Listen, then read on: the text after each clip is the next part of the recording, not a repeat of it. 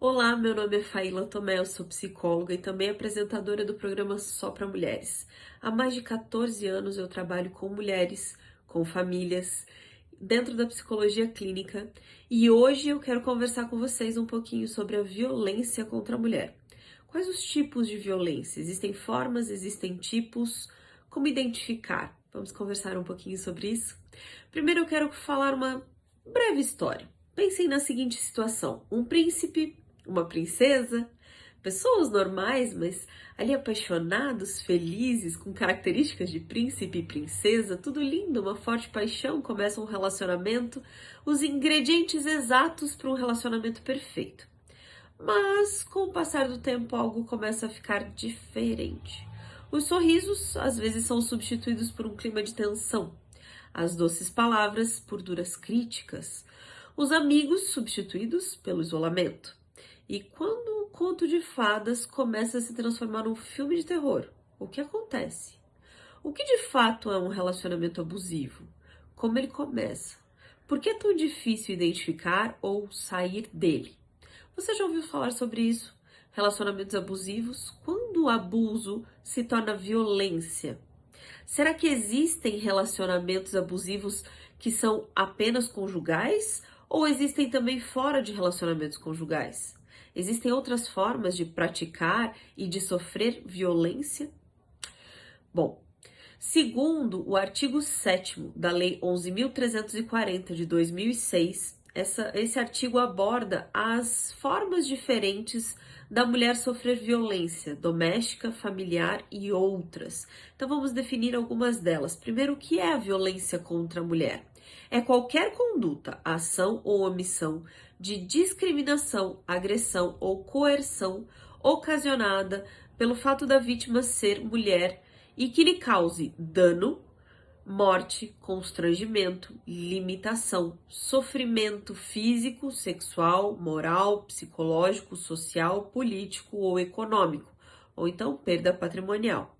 Essa violência pode acontecer tanto em espaços públicos como privados. Dentro disso, nós vemos algumas outras características de violência. O que nós vimos aqui foi a violência geral contra a mulher, com a definição de violência. Também temos a violência doméstica, que ela ocorre no ambiente doméstico.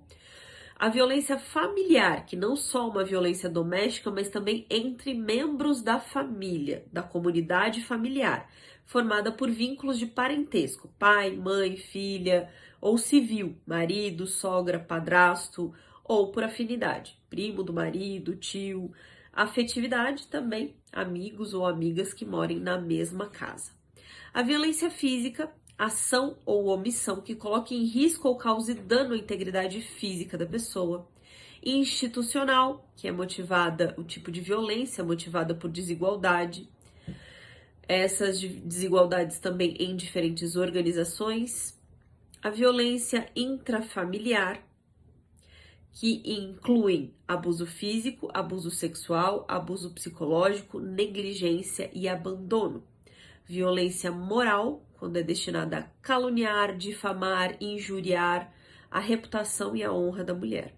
Patrimonial são os atos de violência na perda, dano, subtração ou destruição dos objetos, documentos, bens e valores. Psicológica, ação ou omissão destinada a degradar ou controlar as ações, comportamentos, crenças, decisões, determinação e desenvolvimento pessoal. E por último, a violência sexual, ação que obriga uma pessoa a manter contato sexual, físico ou verbal, ou participar de outras relações sexuais com o uso da força, intimação, coerção, chantagem, suborno, manipulação, ameaça ou qualquer mecanismo que anule a sua vontade pessoal. Ufa, essas são as definições. Dá pra gente perceber que, infelizmente, são diversas formas de se sofrer violência, de praticar e sofrer violência contra a mulher. Dessas violências, muitos se dão dentro de casa, mas também não só. Né? Pode acontecer no trabalho, na escola, nas suas relações sociais, na igreja, em diversos lugares onde essa mulher possa estar, frequentar ou participar. Mas é importante que a gente perceba que uma violência, para se tornar uma violência física, uma violência sexual, uma agressão, como definida nos termos acima citados, nem sempre começa dessa forma. As coisas começam mais tranquilas, mais suaves, não é do dia para a noite que alguém chega e comete um ato de violência. Acontece, mas é raro. Em geral, as coisas começam a ir em pequenos níveis, pequenas mudanças, pequenas situações que vão acontecendo, que vão sendo aceitas, até que chegue nessa violência. Mas a primeira parte seria o abuso emocional. Antes de qualquer tipo de violência, o primeiro abuso cometido, em geral, é sim o abuso emocional. E o que seria então um abuso emocional? Vamos falar dele mais para frente, outros profissionais virão aqui para comentar, mas eu quero dar só essa pequena introdução. O abuso emocional ele é um processo contínuo, diário, constante, no qual um indivíduo ou mais depreciam sistematicamente e destroem a emoção dessa pessoa, destruindo também o seu círculo social, destruindo e minando suas emoções, as ideias essenciais, os sentimentos, as percepções, as características de personalidade da vítima são constantemente depreciadas. Ela se sente rejeitada, humilhada, depreciada. E, em geral, as vítimas relatam que a violência, o abuso emocional, ele dói muito mais do que agressões físicas. A pessoa começa a viver num clima de ansiedade, num medo constante de não agradar. Acaba se transformando numa pessoa isolada, com um certo grau de isolamento social. E como não tem ninguém para contar, não conta com a opinião de outras pessoas, torna-se praticamente impossível questionar o discurso do seu agressor e retomar ou refazer sua própria autoimagem. Isso é muito doído, porque muitas vezes a gente olha para uma pessoa que está sofrendo com diversos tipos de abuso, com abuso emocional, com abusos físicos, com agressões, com abusos sexuais, com violências de todos os tipos. E nós pensamos como essa mulher permite que isso aconteça. Acontece que sempre começa diminuindo a sua própria autoconfiança. Frases, pequenas frases, citações. O que seria de você sem mim? Você é burra mesmo. Ninguém acreditaria em você. A sua família sou eu. Agora eu sou o seu amigo. O seu melhor amigo sou eu. O seu único amigo sou eu. Isso em relações conjugais, né, afetivas, mas em outras relações também vai tirando ali, tolhindo ali todas as características de personalidade. E essa pessoa vai se apagando, vai se anulando, vai se tornando incompleta e aí vai aceitando passo a passo os outros tipos de violência, até que ela não consiga mais reagir, até que ela não consiga mais perceber aonde ela está. Então, primeiro eu quero falar com você que talvez nunca tenha passado por nada disso. Você que tá me ouvindo e fala assim, graças ao bom Deus, isso nunca passou pela minha vida. Nunca tive nenhum relacionamento assim. No meu trabalho, não tenho nenhum chefe abusivo. Na minha igreja, tudo tranquilo. Na minha família, tudo ok. Né? Problemas em todos os lugares, mas nada desse tipo. Que bom, graças a Deus. Mas eu quero dar um recado muito importante para você. Tome muito cuidado com os preconceitos envolvendo esse tema. Talvez a sua mente ainda esteja cheia de pequenas frases, cheia de pequenas ideias que vieram de muito longe, de muito tempo, sem que a gente sequer questionasse, mas ficaram ali paradinhas, do tipo, mulher de bandido gosta de apanhar, ela não larga porque não quer, se ela quisesse ela tinha largado, ela gosta dessa situação, eu já não sei mais como ajudar porque parece que ela gosta mesmo de sofrer, coisinhas assim, sabe? Já ouviram? Talvez já pensaram, talvez já disseram. Né? Já passei por um caso uma vez de uma empresa que eu trabalhava, a funcionária teve o tímpano estourado pelo marido, numa situação muito grave de violência doméstica. E todos na empresa acabaram ficando do lado dela num primeiro momento. Quando ela se negou a prestar queixa, quando ela voltou para casa, quando ela voltou para esse marido, todos se voltaram contra ela. Todos começaram a falar, mas se ela voltou para essa situação é porque ela gosta de sofrer. Não é bem assim, nunca é bem assim.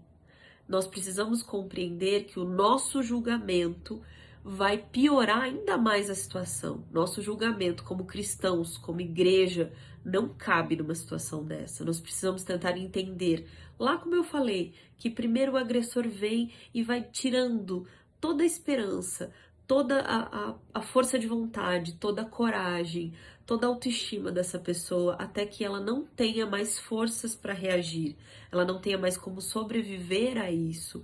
Ninguém permanece num relacionamento abusivo porque quer. Para sair de um relacionamento abusivo precisa de muita coragem, muita força.